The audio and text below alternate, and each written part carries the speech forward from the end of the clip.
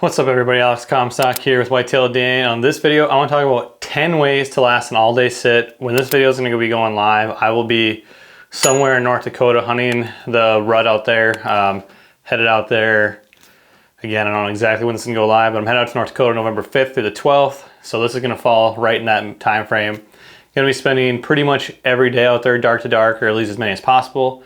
And a big question I get a lot of the times is how do you actually pull off an all-day sit? How do you not like tactical on where to hunt, but just like how do you sit in a stand all day? Because it's not easy. It can be mentally taxing, hard on your body.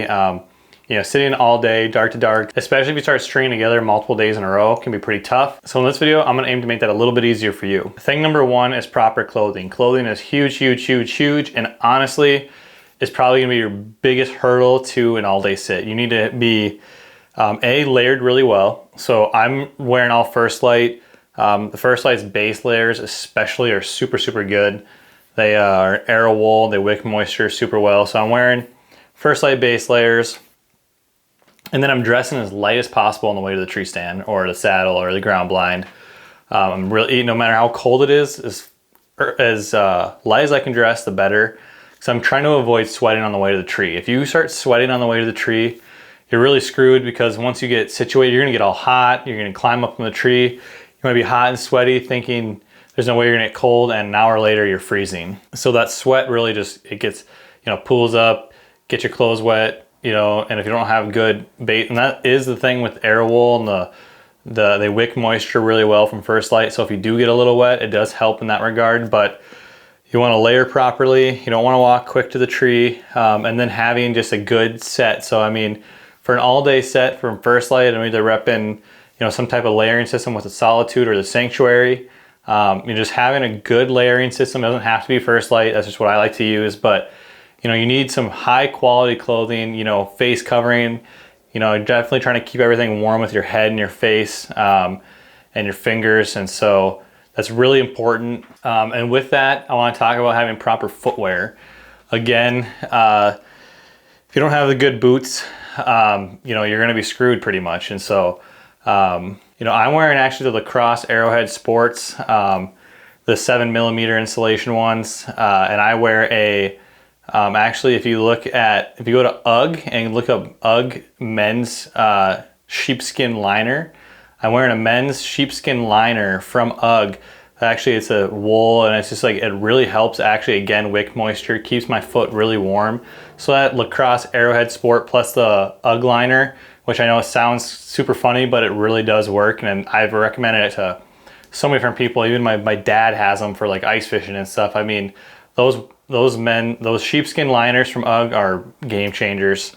And then your boots, again, you just want to have some type of good insulated boots, and you don't want to be walking too fast to the tree again, because you're gonna get all sweated up.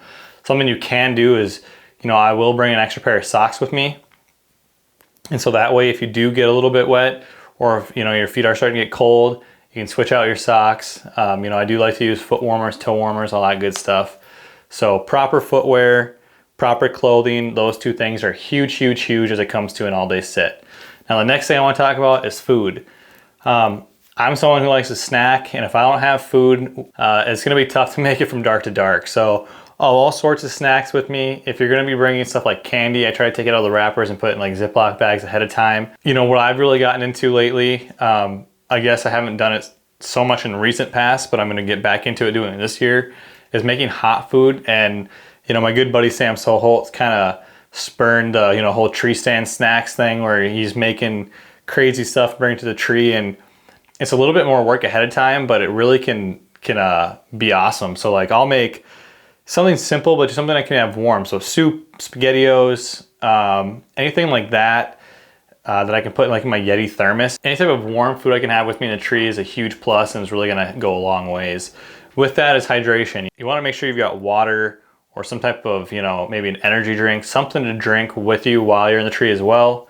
So food, drink, those things are huge. If you're just going to the tree with not very good clothes, not good boots, no food, no water, telling you right now, you're not gonna make it all day. The next thing that I wanna cover, which I kind of briefly touched on, is hand warmers. And so if it's gonna be cold, and typically November, you might be sitting, depending where you are located, and say you're in the Midwest, it could be highs in the 50s, could be highs in the 20s. You know, a perfect rut day, I'm having those highs in the 30s, you know, lows in the 20s, maybe up into the low 40s. But I like having hand warmers with me, and I've got a hand muff from First Light. I'll stuff them in, and I'll have full length foot warmers, toe warmers if I need. You know, and those are something that'll really help me last all day in a tree for sure. Kind of going off of hand warmers is I want to talk about having Arctic Shield booties or something to cover your boots. So like I have Arctic Shield booties. They slip on over your boot, and I love them because they really help keep your feet warm and kind of add an extra layer of insulation. So that way, like those lacrosse Arrowhead Sports aren't necessarily the warmest boot on the market. So when you add the sheepskin liners, you add the booties, it really goes a long ways. And that's something that is really gonna help your feet stay warm. The next thing I wanna talk about is some type of entertainment. Now, this can be your phone, a book, you know, a book on your phone. I actually know people who put in an AirPod and listen to something. I won't go that far because I just don't like being able to not hear. But if you know, it's a fine line, right? Because it's just not realistic in my mind to sit there and stare for, you know, 8-10 hours, whatever it is when you're sitting all day. But I'll definitely have my phone out, use it for entertainment, you know, look up, use my phone, look up, and it just helps you get through the day because, you know, unless you're in just an unreal spot, deer typically not just filing through from dark to dark, you know what I mean? You gotta be able to be out there, be ready for anything to happen at any time. But you know, having some form of entertainment is definitely gonna help you last all day. Now the next thing I wanna talk about, and I believe this is number 7, is have a comfy setup. Now, whether you're in a blind, stand, or saddle, if you're not comfortable, you're not gonna last all day. You know, so if I'm in a saddle, I wanna be using, you know, with Trophy Line, which I use all Trophy Line stuff, they've got different platforms, smaller to bigger. I'll bring the bigger platform. I'm gonna sacrifice a little bit of weight because I want a bigger, comfier platform. I wanna be able to move around if I can.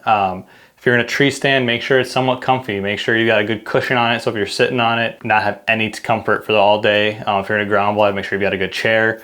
Comfort is king, because if you're not comfortable, I'll tell you right now, you're not gonna sit all day. Now the next thing I did, this is number 8, I briefly touched on it with the food stuff, but having a warm thermos of coffee or hot chocolate is just game changer to me, even more so than the warm food. It's just something about, if you're cold and it comes to like 10, 11 o'clock, and you just need to warm up, I can just open up the thermos, take a swig of coffee or hot chocolate. You know, personally, I'm a hot chocolate guy, but I know a lot of people that are, you know, coffee people. It's gonna really help just kind of just warm your soul. That's how I always think of it, you know, and it's gonna just help you push forward mentally to get onto that next hour, to, you know, see that next deer, to just help get through the day. Number 9 is gonna be to actually move stands. So theoretically, you're hunting all day, but sometimes setups just don't work great from dark to dark. You know, maybe you're hunting the downwind side of a bedding area. Those spots are typically really good in the morning all the way through like mid-afternoon, but then eventually those deer are gonna transition to some type of food source, and bucks are gonna be checking those food sources for does. So, you know, there are spots, you know, pinch points, cruising locations, you know, in between bedding areas or between bedding area and food sources that are great for all day, but some spots don't just make sense for an all day sit. So if you need to, and you just don't think you can be in a spot from dark to dark, or you don't have that spot, don't be afraid to get down, quickly switch. And I'm not talking like get down at 9, be back in the tree at 1. I'm talking, you know, if I'm doing this, I'm planning on sitting all day, but I need to switch my setups, I will get down, go to the other spot, get up in a tree. But even just a little bit of movement, you know, might warm you up. You're seeing different trees, might help you actually last for an all day hunt. The 10th and final thing that I want to talk about is to be well rested. If you're not well rested, trust me, I've learned, trying to do an all day sit, then hang out with friends after, maybe do some work, and then get up and do it again, it's hard. If you're not well rested, sitting all day is gonna be really hard, and being well rested is kind of that good foundation for everything else, and it's gonna help you sit all day. So the rut is here.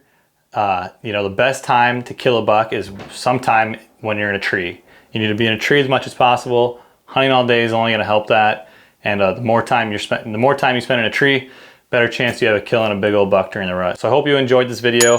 I really do appreciate you watching. Do me a big favor, hit like and subscribe below. Hopefully in this week, next week, coming soon, hopefully we'll have a big buck hitting the dirt in North Dakota as we're out there chasing bucks during the rut. And I'll see you here in the next video.